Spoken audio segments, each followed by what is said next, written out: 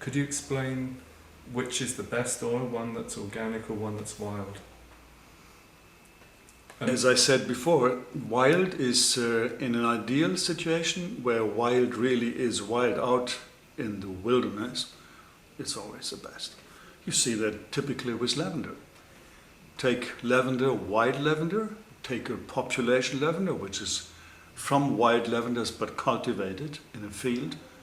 And then the next steps, of course, so-called cloned lavenders. They're all lavender angustifolia, Lavandula angustifolia. But you can smell, each of them is special, each of them is beautiful, but the wild is the best. The wild has also, molecularly spoken, the richest variety of its structure. There's more diverse molecular structure in a wild than in a population lavender, and more in the population lavender than in a cloned lavender. So that is clear. But it's not only molecular. As I said before, there is the aspect of prana, or subtle energy behind. This is not measurable today, but you can feel it. Yeah. And that is certainly the most important aspect. Yeah.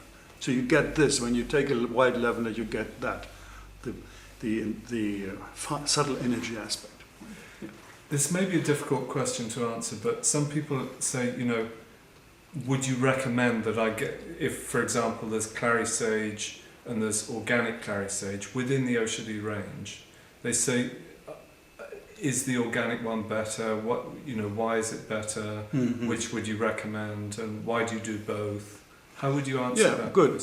Of course, we do both because we want to give people the choice of price.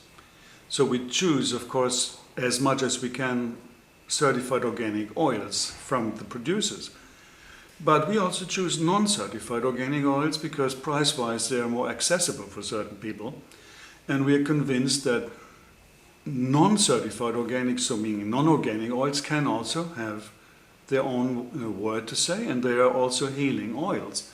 But they may have maybe energy-wise less, which is not always true, but in many cases would be.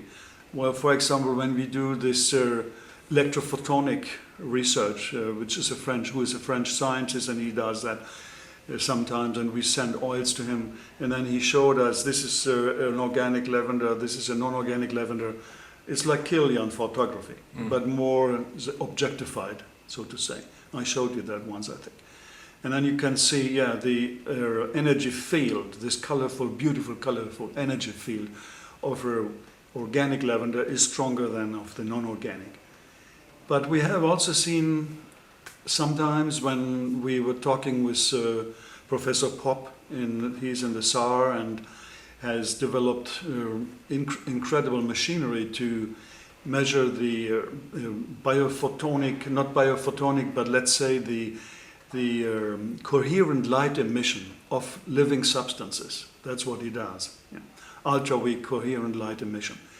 And when we sent him oils, and then I called him and he said, well, it's not always true that the non-organic has a weak radiation, so to say, or weak energy. It depends really very much on other aspects also. A field which has not gone through the certified organic tests and all this can have a lot of energy if it's in a good environment, and even if the farmer has used, let's say, in terms of lavender, some nitrogen fertilizer before, or maybe 1 year before, 2 years before, so it would not matter a lot in this case. But it's a very, very difficult thing. You have to go really one oil by one oil and find out what is what, and why wild, non-organic, and why organic. And it really has to do with each essential oils individually.